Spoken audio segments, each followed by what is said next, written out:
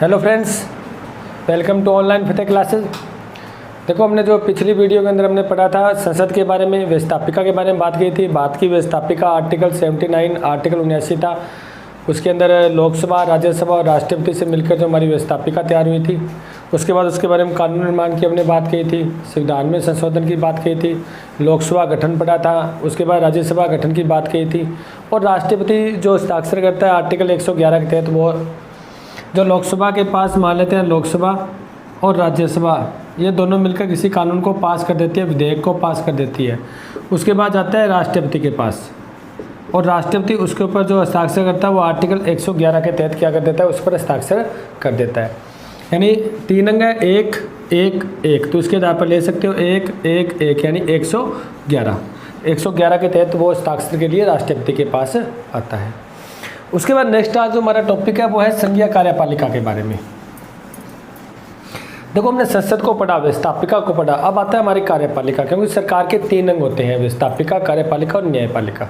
व्यवस्थापिका को हमने पढ़ चुके हैं, अब आती है हमारी कार्यपालिका। और व्यवस्थापिका काम कानून बनाना था, और कार्यपालिका का जो काम होगा वो होगा कानून को लागू करना या उसको क्रियान्वित करना। तो हम बात करते हैं संघीय कार्यपालिका। सबसे पहले पढ़ते हैं इसमें आपको पढ़ना क्या है। एक तो इसके अंदर आप राष्ट्रपति के बारे में पढ़ोगे, राष्ट्रपति के बारे में टोटल कंप्लीट पढ़ोगे, और राष्ट्रपति की शक्तियाँ पढ़ोगे आप। एक आप इसके अंदर प्रधानमंत्री और उसकी मंत्रिपरिषद पढ़ोगे आप,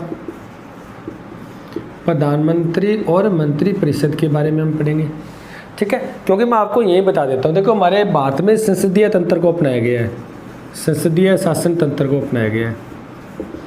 और संसदीय शासन तंत्र में क्या होता है, ये ब्रिटेन मॉडल पर हमारे, ये भी ध्यान रखना आप, ब्रिटेन मॉडल पर। यानी हमारा जो संसदीय शासन प्रणाली है वो ब्रिटेन मॉडल पर है, अमेरिका के मॉडल पर नहीं है। अमेरिका में अध्यक्षीय शासन प्रणाली है, हमारी यह संसदीय शासन प्रणाली है। तो देखो इसमें क्या होता है, इसमें दोहरी कार्यपालिका होती है। इसके बारे में थोड़ी चर्चा कर लेते हैं हम। दोहरी कार्यपालिका यानी इसके अंदर 2 कार्यपालिका होती है। एक तो होती है जो नाम मात्र की कार्यपालिका कह सकते हैं हम, नाम मात्र की कार्यपालिका। एक इसको जो है वो है आपकी वास्तविक कार्यपालिका, वास्तविक कार्यपालिका। इसकी हम चर्चा साथ साथ करते जाएंगे, लेकिन एक बार यहाँ पर बता देते हैं भी आपको राष्ट्रपति जो प्रधानमंत्री पढ़ना है वो आते दोनों ही कार्यपालिका। देखो, राष्ट्रपति एक ऐसा व्यक्ति है जो संसद का भी एक अंग था। हमने व्यवस्थापिका पढ़ा था आर्टिकल 79 में, जो संसद होगी वो लोकसभा, राज्यसभा और राष्ट्रपति से मिलकर बनेगी। और राष्ट्रपति यहाँ कार्यपालिका में भी आ रहा है, यानी राष्ट्रपति एक वो पद है जो व्यवस्थापिका में भी आप पढ़ोगे और कार्यपालिका में भी आप पढ़ोगे। तो देखो इसमें नाम मात्र की कार्यपालिका, जैसे हम बात करते हैं हमारे जो राष्ट्रपति है, ये नाम मात्र की कार्यपालिका, ये संवैधानिक अध्यक्ष है, संवैधानिक अध्यक्ष। अगर आपसे पूछे संवैधानिक अध्यक्ष कौन है, आप आंसर दोगे जी राष्ट्रपति है। क्यों है वो आगे हम चर्चा करेंगे, क्योंकि संविधान के अनुसार जो आर्टिकल 53 आप पढ़ोगे उसमें टोटल कार्यपालिका शक्ति है वो राष्ट्रपति को दी गई है। हम आगे इसकी आर्टिकल करेंगे। वास्तविक कार्यपालिका जो आप मंत्रिपरिषद पढ़ते हो, और उसके अध्यक्ष जो आप प्रधानमंत्री की बात करोगे, ये आती है आपकी वास्तविक कार्यपालिका में। इसका मतलब कार्यपालिका में आपको दोनों ही पढ़ना है, राष्ट्रपति पढ़ना है यानी नाम मात्र की कार्यपालिका भी आपको पढ़नी है, प्रधानमंत्री और मंत्रिपरिषद भी पढ़ना है। इसका मतलब आपको वास्तविक कार्यपालिका के बारे में भी पढ़ना है, क्योंकि दोनों ही कार्यपालिका के अंदर आता है। क्योंकि यहाँ पर हमारे संसदीय शासन को अपनाया गया, जो तंत्र है वो संसदीय शासन तंत्र को अपनाया गया, ब्रिटेन मॉडल पर आधारित है। इसी कारण हमें 2 प्रकार की, यहाँ देखो ब्रिटेन में 2 प्रकार की कार्यपालिका पाई जाती है। वहाँ पर सम्राट जो राजा होता है वो नाम मात्र की कार्यपालिका होती है, और वहाँ का जो प्रधानमंत्री और मंत्रिपरिषद होता है वो वास्तविक कार्यपालिका होती है। हमारे यहाँ पर सम्राट नहीं बल्कि राष्ट्रपति है, ठीक है। और मैंने आपको बताया था राष्ट्रपति का निर्वाचन होता है। राष्ट्रपति का क्या होता है, निर्वाचन। वहाँ पर सम्राट का निर्वाचन नहीं होता, यानी वंशानुगत है, उसका बेटा ही आगे राजा या सम्राट बनता है। इसी कारण वहाँ पर राजतंत्र है, गणराज्य नहीं, यानी गणतंत्र नहीं है बल्कि लोकतंत्र तो है, लेकिन राजतंत्र प्लस लोकतंत्र है, राजतंत्र प्लस लोकतंत्र। ये तो बात करते हैं ब्रिटेन की, क्योंकि यहाँ पर जो राजा है वो निर्वाचन नहीं होता बल्कि वंशानुगत है, आगे वंश से आगे उसके बेटे ही आगे क्या है, सम्राट और राजा बनते हैं। हमारे यहाँ पर राष्ट्रपति का निर्वाचन होता है, इसी कारण हम गणतंत्र हैं, यानी हमारे गणतंत्र प्लस लोकतंत्र है, जो भारत में है, इसकी बात थोड़ी बहुत आपको ध्यान रखना है अभी, क्योंकि एक बार ये प्रश्न भी आया था एग्जाम के अंदर, सेकंड ग्रेड के एग्जाम में ये पूछा गया था कि भारत एक गणराज्य है। छोटे बहुत से एग्जाम में आ चुका है, भारत एक गणराज्य है। इसको आपको जो ऑप्शन थे उसमें स्पष्ट करना था। एक ऑप्शन ये था यहाँ पर राष्ट्रपति नियुक्त होता है, एक ऑप्शन ये था यहाँ पर राष्ट्रपति मनोनीत होते हैं, एक ऑप्शन इसमें यह था भी राष्ट्रपति का निर्वाचन होता है। बस वो सही था। हमारे यहाँ पर जो सबसे प्रमुख पद है, जो सबसे मेन पद है, जो हमारे भारत का जो मेन व्यक्ति है उसका निर्वाचन होता है। इसी कारण हमारा भारत क्या है, गणतंत्र है, गणराज्य है।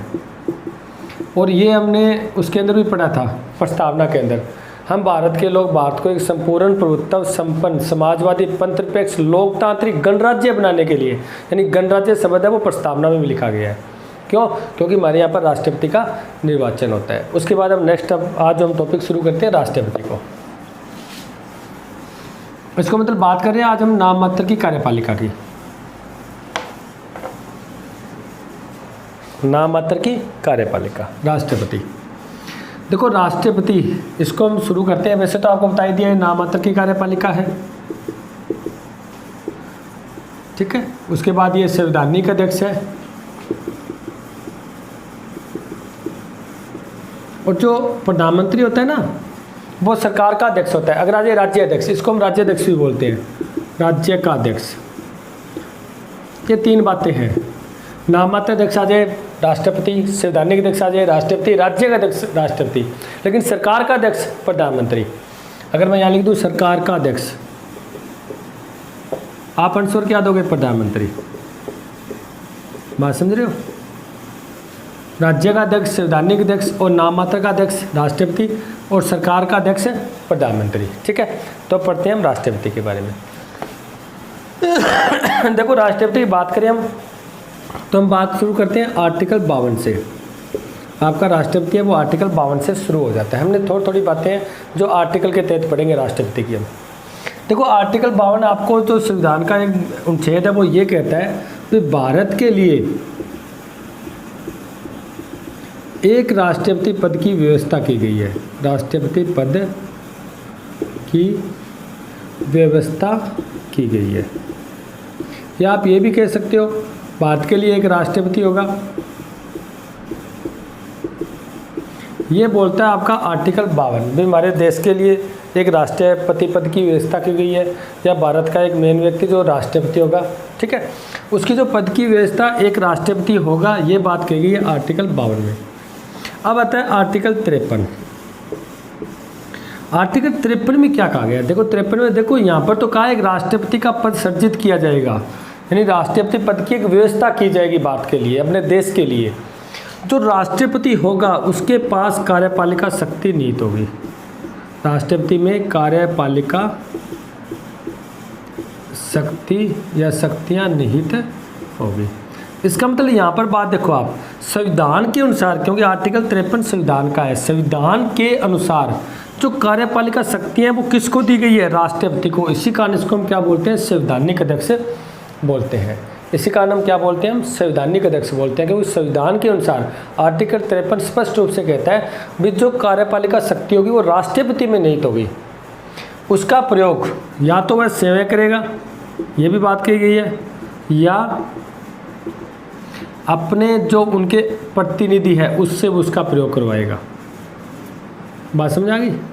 फिर कार्यपालिका शक्तियाँ निहित होगी वो राष्ट्रपति में निहित होगी। संविधान के अनुसार टोटल शक्ति राष्ट्रपति को दी गई है, या तो वो उसका सेवा प्रयोग करेगा, या वो अपने जो प्रतिनिधि आगे जो उनके अधिकारी हैं उनसे वो क्या करेगा? उसका प्रयोग करवाएगा। ये आपके आर्टिकल 53 में कहा गया है। आर्टिकल 52 राष्ट्रपति की शक्तियाँ, राष्ट्रपति पद की व्यवस्था की गई है देश के लिए।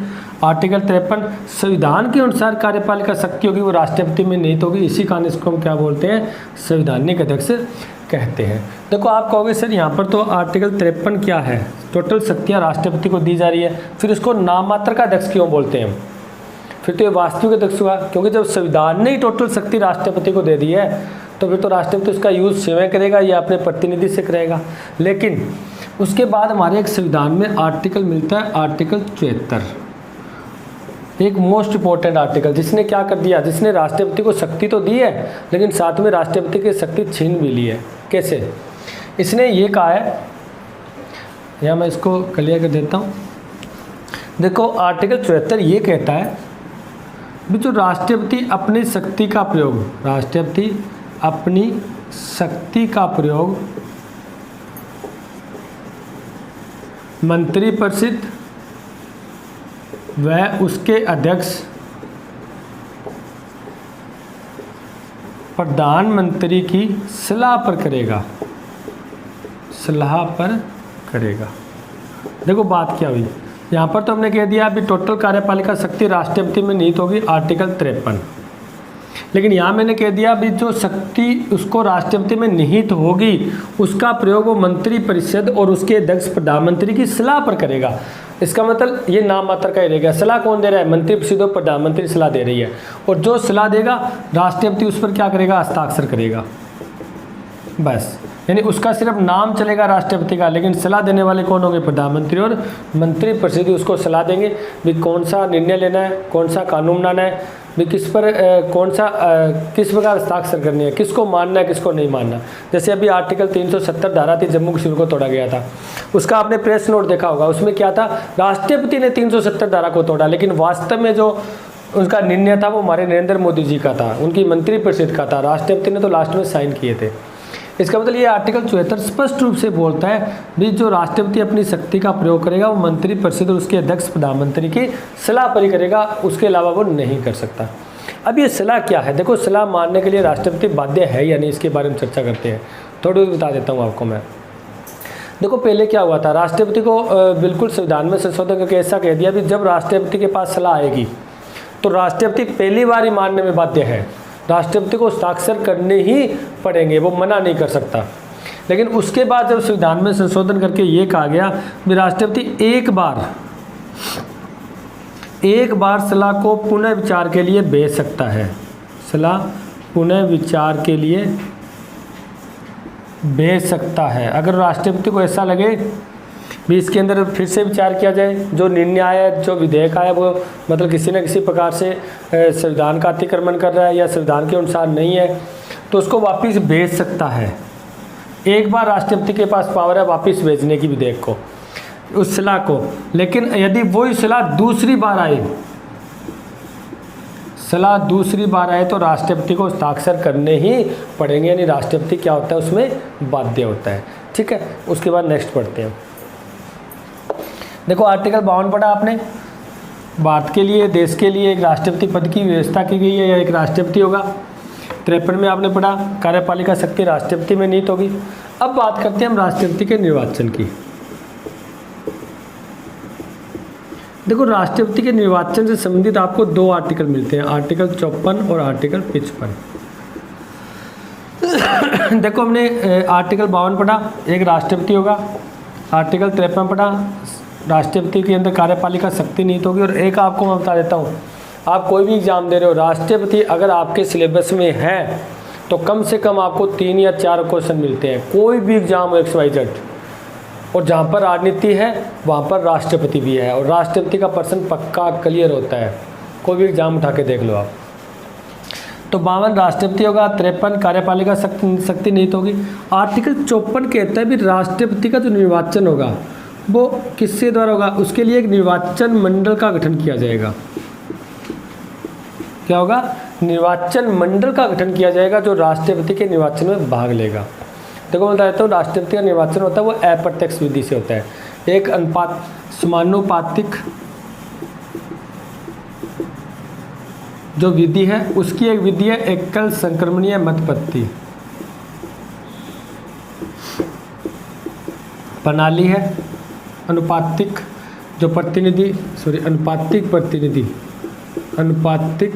प्रतिनिधि की एक विधि है एकल संक्रमणीय मत प्रणाली। इसके तहत राष्ट्रपति का निर्वाचन होता है। इसका मतलब प्रत्यक्ष नहीं होता, अप्रत्यक्ष होता है, इनडायरेक्ट इलेक्शन होता है इसका। इसके अंदर जो भाग लेते हैं वो जनता नहीं लेती वोटिंग में, बल्कि जनता के जो प्रतिनिधि होते हैं वो भाग लेते हैं, उसको ही बोलते हैं निर्वाचन मंडल। अब बात ये आती है भी राष्ट्रपति के निर्वाचन मंडल में कौन कौन शामिल होते हैं। इसका मतलब राष्ट्रपति को वोटिंग कौन करता है, राष्ट्रपति को वोट मत कौन देता है, ठीक है, वो आपके आर्टिकल 54 में है। इसके बारे में आपको बता देता हूँ। देखो आर्टिकल 54 में जो निर्वाचन मंडल उसमें कहा गया है लोकसभा, राज्यसभा व राज्यों की विधानसभाओं के निर्वाचित सदस्य, ये ध्यान रखना, निर्वाचित सदस्य। एक 70वां संविधान संशोधन हुआ था, इसके तहत संविधान संशोधन के तहत क्या हुआ, दिल्ली व पुडुचेरी के भी जो केंद्र शासित प्रदेश हैं उनको भी क्या कर लिया गया, उनके निर्वाचित सदस्य भी इसके अंदर शामिल कर लिए गए निर्वाचन मंडल में। ठीक है, लोकसभा राज्यसभा, एक बात यहाँ पर ध्यान रखना, निर्वाचित वाली बात मत भूल जाना आप, चाहे वो लोकसभा है, चाहे वो राज्यसभा है, चाहे वो विधानसभा है, क्योंकि राज्यों में जो संसद होती है स्थापिका होती है वो विधानमंडल बोलते हैं उसको। उसके 2 सदन होते हैं, एक तो विधानसभा, एक विधान परिषद।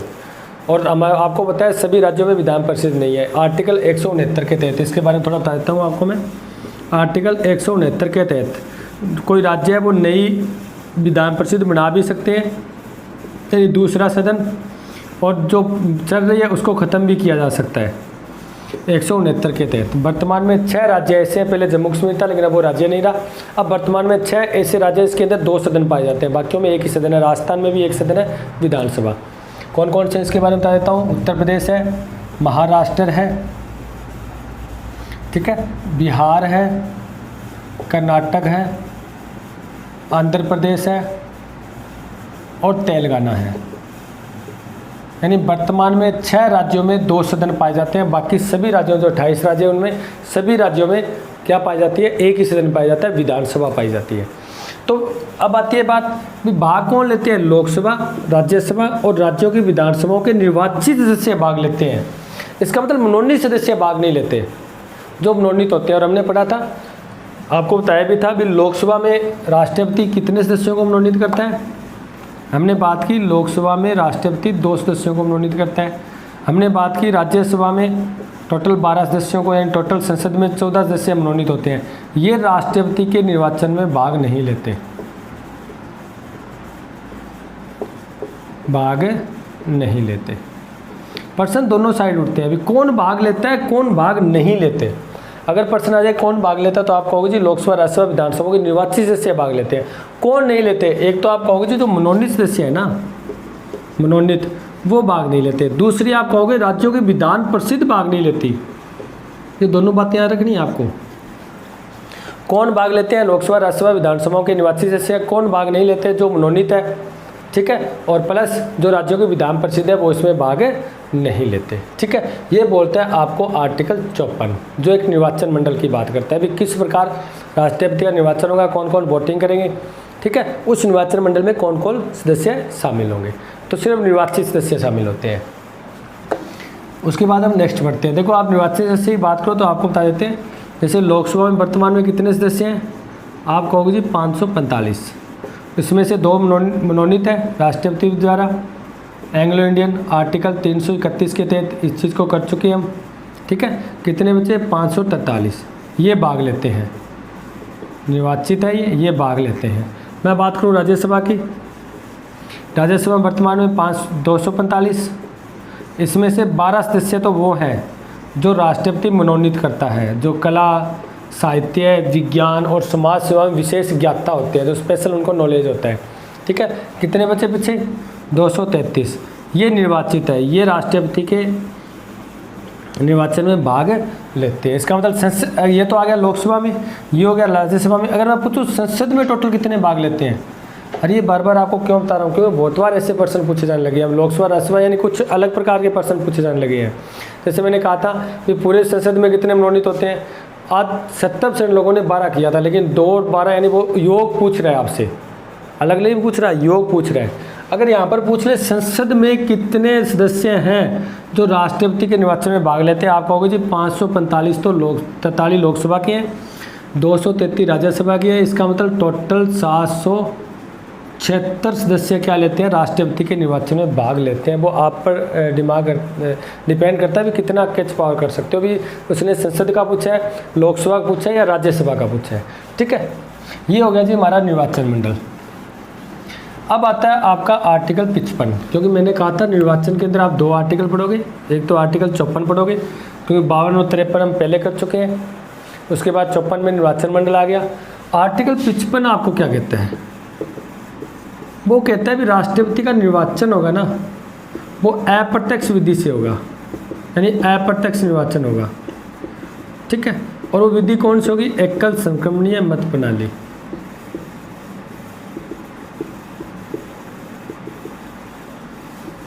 एकल संक्रमणीय मत प्रणाली होगी जो अप्रत्यक्ष निर्वाचन, अनुपातिक जो प्रतिनिधि प्रणाली है उसी का एक भाग है एकल संक्रमणीय मत प्रणाली, ठीक है।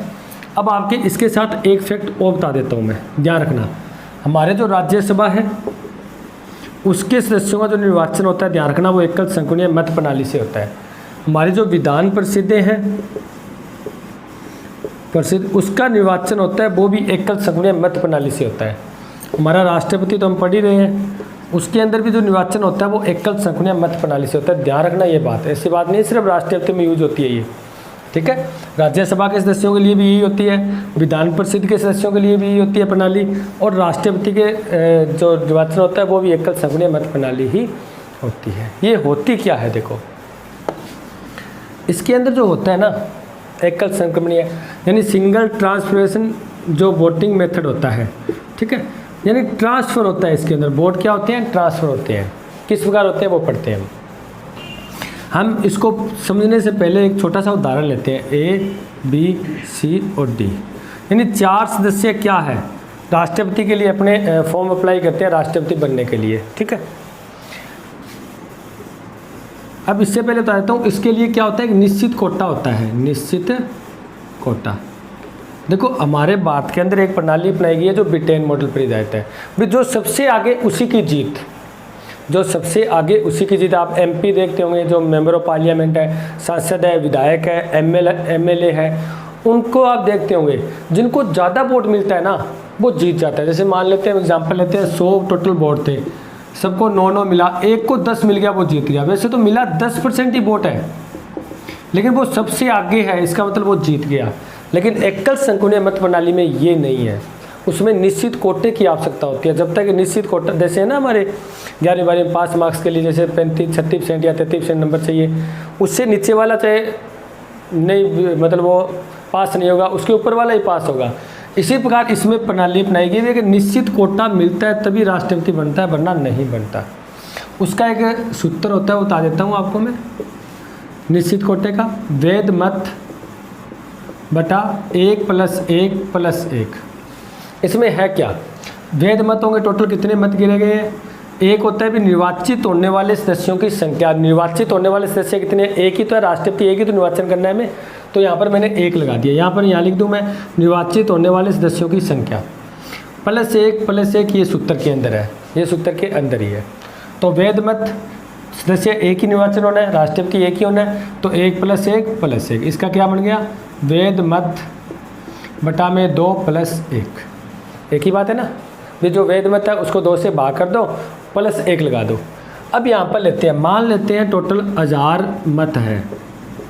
अब इसका एग्जाम्पल लेते हैं, भी ये ट्रांसफ़र का प्रणाली होती कैसी है। टोटल 1000 मत है, तो कितना मत चाहिए एक व्यक्ति को? निश्चित कोटा का सूत्र लगा दो, बराबर वैध मत कितने हैं? 1000 बटा में 2 + 1, कितना आ गया? 500 + 1, यानी 501। इसका मतलब जब तक किसी व्यक्ति को 501 वोट नहीं मिलेंगे तब तक वो विजयी नहीं होगा, तब तक वो विजयी नहीं होगा। एक निश्चित है ये कोटा, ये प्राप्त होगा तभी राष्ट्रपति बन पाएगा, ठीक है। अब होता क्या है, जब मान लो कोई कई व्यक्ति है जो वोट देने जाता है, वो वोट एक तो चारों व्यक्तियों को देगा, ये भी ध्यान रखना। ऐसा नहीं है हम वोट देने जाते हैं MP MLA में, जिस व्यक्ति को वोट देना उसको एक को वोट दिया, घर चलाए। इसमें चारों व्यक्तियों को वरीयता क्रम दिया जाता है, वरीयता क्रम। जैसे मान लो पसंद दी जाती है, वह इसको पहले इसको पसंद करता है, दूसरे इसको करता है, तीसरा इसको करता है और चौथा इसको करता है। इसी मान लो कोई खै व्यक्ति वोट देने गया, वो कहता है पहला इसको पसंद करतेगा, दूसरा इसको, तीसरा इसको और चौथा इसको। यानी इस प्रकार एक व्यक्ति का वो चारों को, जितने भी राष्ट्रपति के पद पर उम्मीदवार खड़े हुए हैं, सबको वोट देगा। सिर्फ वरीयता क्रम दे देगा, फर्स्ट, द्वितीय, तृतीय, चतुर्थ, यानी पसंद के अनुसार उसको क्रम प्रदान कर देगा। अब मान लेते हैं 1000 वोट में इसको तो मिले जी 400, इसको बता देते हैं मिले हैं जी 300, इसको मिले हैं 100 और इसको मिले हैं 200। अब हुआ क्या, अब निश्चित कोटा तो किसी को नहीं मिला 501, न तो इसको मिला, न इसको मिला, न इसको मिला, न इसको मिला। ऐसी स्थिति में क्या होती है, ऐसी स्थिति में राष्ट्रपति निर्वाचन नहीं हुआ, क्योंकि जब तक निश्चित कोटा नहीं मिलेगा तब तक राष्ट्रपति निर्वाचन हो ही नहीं सकता। तो क्या होता है, जो सबसे कम वोट प्राप्त करता है, जो सबसे कम वोट प्राप्त करता है उसको निर्वाचन क्षेत्र से हटा दिया जाता है। देखो फ्रांस में एक पद्धति है, फ्रांस में ये प्रक्रिया है, लेकिन फ्रांस में अगर किसी को निश्चित कोटा नहीं मिलता ना, तो ऊपर जो 2 बच्चे हैं जो बड़े बड़े हैं, एक ये सिर्फ इनका निर्वाचन हो जाता है, यानी निर्वाचन ही दूसरी बार होता है। भारत में ऐसा नहीं होता, भारत में दोहरी गणना होती है, फिर से वोटों की गणना की जाती है और इसको हटा दिया जाता है, इसके वोट इनमें डिवाइड कर दिए जाते हैं। किसके आधार पर, दूसरी पसंद के आधार पर। क्योंकि कुछ व्यक्ति ऐसे थे जिनको 100 व्यक्ति ऐसे थे जिसको इसने पहली पसंद माना है, लेकिन इसी 100 व्यक्तियों ने किसी को दूसरी भी माना है, किसी ने किसी को दूसरा माना है ना, उसके आधार पर वोटों का ट्रांसफ़र कर दिया जाता है। इसी कारण उसको संक्रमणीय मत प्रणाली कहते हैं। ट्रांसफर, एक वोट होती है जो नीचे वाले का, उसको ऊपर बाकियों को दे दिए जाते हैं। ठीक है, इसके आधार पर हम मान लेते हैं भी इसको मिल गया जी 502, इसको मिल गया जी 400, इसको ये तो निकल गया है, इसको मान लेते हैं कुछ कितने बचे, यानी इसको थोड़ा छोटा कर लेते हैं, इसको मिल गए 350 और 350 850, इसको मिल गए 148, यानी इससे भी वोट कम हो गया। इसको थोड़ा 40 कर लेते हैं, इसका 200 पूरा कर लेते हैं। अब इस व्यक्ति को क्या मिल गया, निश्चित कोटा प्राप्त हो गया 502, यानी 501 से ज़्यादा निकल गया वो। अब ये जो ए व्यक्ति होगा वो क्या हो जाएगा, राष्ट्रपति के रूप में निर्वाचन हो जाएगा। अगर हम मान लेते हैं यहाँ पर भी उसको नहीं मिलता, यहाँ पर मान लेते हैं उसको 500 आ जाता, एक अभी तक कम रह गया, फिर क्या होता है, फिर होती है तीसरी बार जनगणना, तीसरी बार इसकी गणना होती है वोटों की, उसमें सबसे कम इसके पास है, इसको फिर चुनाव प्रणाली से हटा दिया जाता है और इसके वोट फिर क्या कर दिए जाते हैं, इनमें डिवाइड कर दिए जाते हैं। ठीक है, ये प्रक्रिया तब तक चलती है जब तक एक व्यक्ति को निश्चित कोटा प्राप्त न हो जाए। ठीक है, इसी कारण इसको बोलते हैं एकल संक्रमणीय मत प्रणाली कहा जाता है। तो निश्चित कोटा प्राप्त होना आवश्यक है। जब तक निश्चित कोटा ये है तो सबसे आगे सबसे ज़्यादा वोट मिले हैं, लेकिन राष्ट्रपति में प्रक्रिया नहीं लगती भी जो सबसे आगे उसी की विजय। ये लगती है MP MLA जो सरपंच वगैरह चुनाव देखते हो, उसके अंदर जो सबसे आगे होंगे वो जीत जाएगा, लेकिन इसमें ऐसा नहीं होता, निश्चित कोटे की आवश्यकता पड़ती है। और आपको बता देता हूँ 1969 में जो VV गिरी थे, VV गिरे एकमात्र हमारे राष्ट्रपति है जो दोहरी गणना के बाद राष्ट्रपति बने थे, यानी पहली गणना में किसी को भी निश्चित कोटा प्राप्त नहीं हुआ था। पहली गणना हुई थी ना जब वोटिंग की, उसके अंदर किसी को भी निश्चित कोटा प्राप्त नहीं हुआ था। फिर दूसरी बार गणना हुई थी, उसके अंदर VV गिरी को क्या मिला था, निश्चित कोटा प्राप्त हुआ। यानी एकमात्र अभी तक जो राष्ट्रपति है जो दोहरी गणना में राष्ट्रपति बने हुए थे वो 1969 में बने थे। और इसके साथ ही बता देता हूँ 1977 में बने थे नीलम संजीव रेड्डी। ये एकमात्र अभी तक राष्ट्रपति है जो निर्विरोध बने थे, यानी चुनाव ही नहीं हुआ था, निर्विरोध इनको चुन लिया गया था। ये कुछ फैक्ट है। और जो पहले हमारे राष्ट्रपति थे कौन थे, डॉक्टर राजेंद्र प्रसाद, जो 2 बार राष्ट्रपति रहे थे, वो मनोनीत भी थे और साथ में निर्वाचित भी थे। ठीक है, तो ये हो गया इनका निश्चित कोटे का। अब आगे और थोड़ा आपको बता देते हैं इसके बारे में, निर्वाचन के बारे में। देखो इनका निर्वाचन होता है ना, उसके अंदर जो सदस्य होते हैं राज्यों के, यानी जो विधानसभा है, विधानसभाएं, और जो हमारी संसद है, लोकसभा राज्यसभा है, इनका जो वोटिंग दी जाती है ना, उसके अंदर उनका मूल्य होता है। ये यानी एक व्यक्ति है वो एक वोट गिराएगा डालेगा उसको मिल जाएगा, इसके अंदर मूल्य निर्धारित होता है। जैसे हमारे राजस्थान का है उसका अलग से मूल्य निकलेगा, भाई एक वोट का कितना मूल्य है। सभी राज्यों का इस प्रकार अलग अलग से क्या निकाला जाता है, मूल्य। हरियाणा का, पंजाब का, महाराष्ट्र का, राजस्थान का, सबका अलग अलग मूल्य निकाला जाता है। ठीक है, इसी प्रकार संसद का भी मूल्य निकलता है। उससे संबंधित मैं आपको 2 फॉर्मूले 2 सूत्र बता देता हूँ कैसे निकलते हैं। देखो ये होता है 1971 की जनगणना, ध्यान रखना। अभी तक हमारे 1971 की जनगणना के जो जनसंख्या थी उसके आधार पर इसका मूल्य निकाला गया है। यानी वहाँ से 1974 से लेकर हमारे राजस्थान में एक वोट का मूल्य है वो 100, जो हमारे एमएलए है उसका 129 मूल्य है। और हम बात करें पूरी संसद का तो वो 708 है, वर्तमान में अभी तक यही चला रहा है। और ये 1971 की जनगणना ये 2026 तक यही चलेगा। और 2026 के बाद जो आगे की जनगणना होगी उसके बाद इसका चेंज किया जाएगा, या किया जाए या नहीं किया जाए वो आगे का मैटर है। ठीक है, ये मूल्य निकलता कैसे है? सबसे पहले अगर हम बात करें विधानसभा, यानी विधानसभा की, यानी जो एमएलए है, विधायक है, उनका मूल्य निकलता है भी। एक तो राज्य, उस राज्य की कुल जनसंख्या कितनी है, उसमें विधानसभा में निर्वाचित सदस्य कितने हैं,